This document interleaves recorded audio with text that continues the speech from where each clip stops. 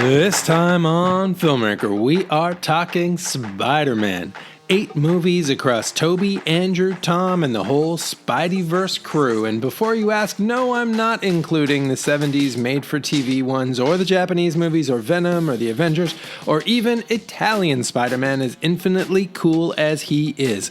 We are keeping it to the big screen Spideys that have the wall crawler's name in the title. So with that in mind, let's count them down from worst to best. SpiderMan III. This is the Spidey movie that everyone loves to hate. This movie is the poster child for why you shouldn't try to stuff too much into one film. There is some good stuff in there. Sandman is great, and there are a few moments where we almost get the Venom that we hope for, but there is way too much extreme sports goblin and finger guns emo Parker to contend with.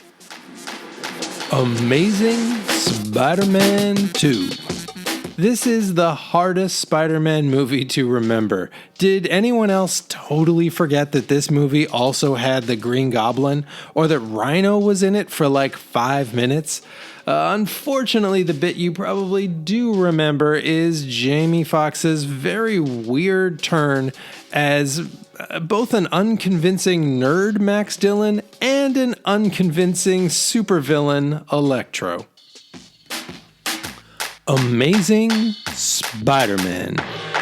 This movie probably gets more flack than it deserves. It was one origin story too many too soon, but Andrew Garfield's a pretty good Spider-Man, and I'll take Emma Stone's Gwen Stacy over Kirsten Dunst MJ any day of the week.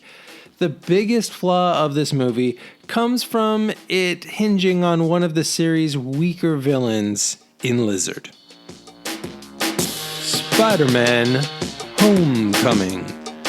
After a string of poor to okay films, Homecoming was a huge jump in the right direction.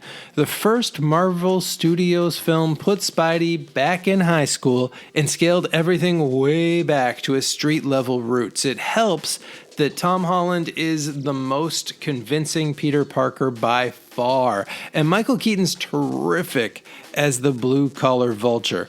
My only qualm with this movie is that the writers smush Harry and Flash Thompson together into some sort of amalgam character that doesn't really work.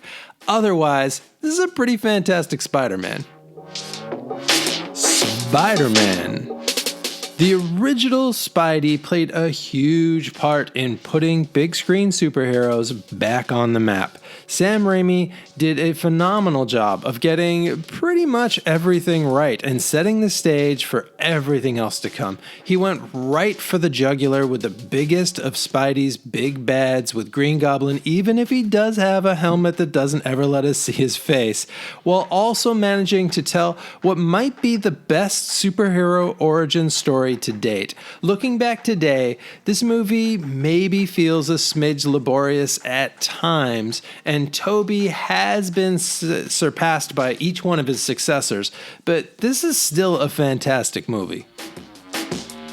Spider-Man Far From Home. The newest Spider-Man movie is also one of the Spideyest. Far From Home feels more like a run of the comic book series than maybe any other Spidey movie to date. The Spidey-MJ relationship's great. Mysterio is a fantastic take on a really difficult-to-use character, and the underlying theme of Peter dealing with the death of his mentor and struggling to pick up the mantle is legitimately heartwarming. Also, I loved having more Happy. He's great. Spider-Man 2. This was the first superhero movie to really garner Oscar buzz, or at least the first one since the original Superman. Critics adore this film, and fans thought it was pretty great too.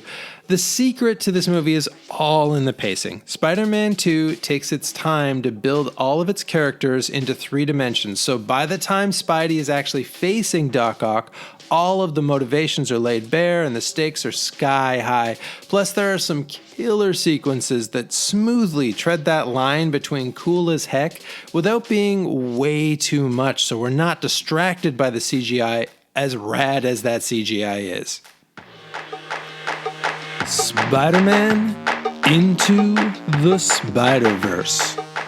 This might be the hip choice, but it is also the right choice. Into the Spider-Verse is brimming with a kinetic energy that blends the old with the new, both in content and style. Even if this movie didn't look fantastic, the story and voice acting and so clever writing would be enough to take top spot, but holy cow, does it ever look fantastic. It is so rare that we see something both this original and this good at the same time. This movie feels a bit like the filmmakers thought they would only get one chance at making such a weird movie, so they held absolutely nothing back. We get Kingpin, Goblin, Tombstone, Doc Ock, Prowler, and a bucket full of Spider-Mans, and amazingly, nothing feels dropped. The writing and pace are tight enough to make room for a dozen memorable characters. I love what they're currently doing with the live action films, but if I had to choose, I want oodles more of these rad cartoons. And that wraps up another episode. Thank you for joining.